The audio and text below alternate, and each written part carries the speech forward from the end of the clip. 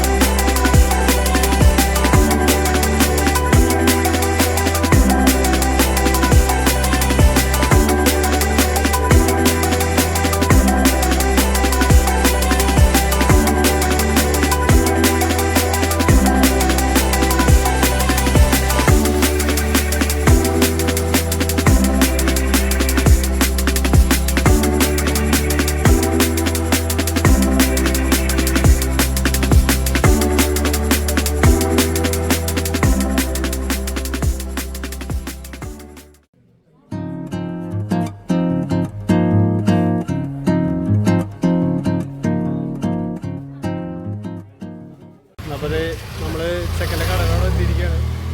ബാക്കി ഡീറ്റെയിൽസൊക്കെ ചെക്കൻ പറയും.